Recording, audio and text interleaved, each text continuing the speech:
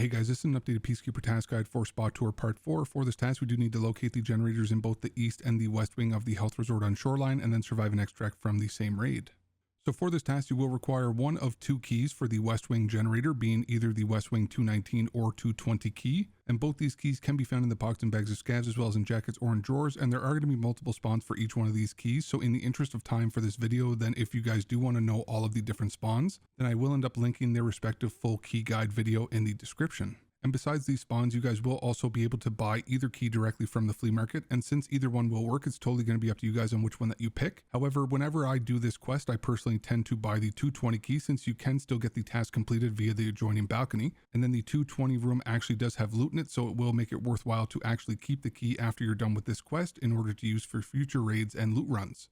So I do have a map of Shoreline on the screen, and the location of the generators will be on the second floor of the east wing in room 220, and then on the second floor of the west wing in 219. So my PMC is here in Shoreline, and the helicopter is going to be right here, and we will be starting with the east wing first, since it is always unlocked. So heading in through the front door, then you do want to hug along the wall on our left hand side and then go up the stairs on our left. And then when you do get up to the second floor, then you want to go to the right and then follow the hallway down the east wing. And you will be going past the hole in the floor and past the table in the hallway. And then you will notice a generator against the wall on your right. And then the 220 room will be the door immediately after the generator.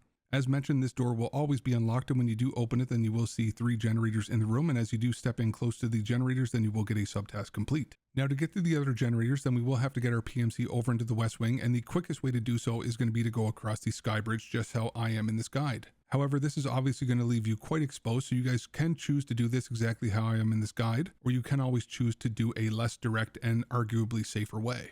Whatever path that you guys are comfortable with will be totally fine, but regardless, you will need to get your PMC up onto the second floor of the west wing. So coming from this direction in the guide, then we do want to jump over the barbed wire and debris and start our way down the west wing. And then if you want to shoot these floodlights that are blinding you, then go ahead and do that. But the 219 room will be the 3rd door on your left, and the 220 key will be the 4th door on your left. So whichever key that you ended up bringing in with you, then you can go ahead and use that now.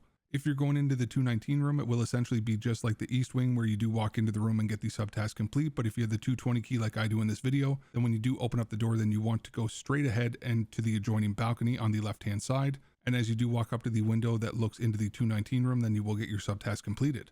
And then once you do have both the generators located, then you can go ahead and survive and extract from the raid in order to hand the quest over to Peacekeeper. But both the rooms do have to be found in a single raid, and you also have to survive and extract from that same raid. So if you do happen to leave the raid only having found one of the rooms, or if you end up dying, then the quest will reset.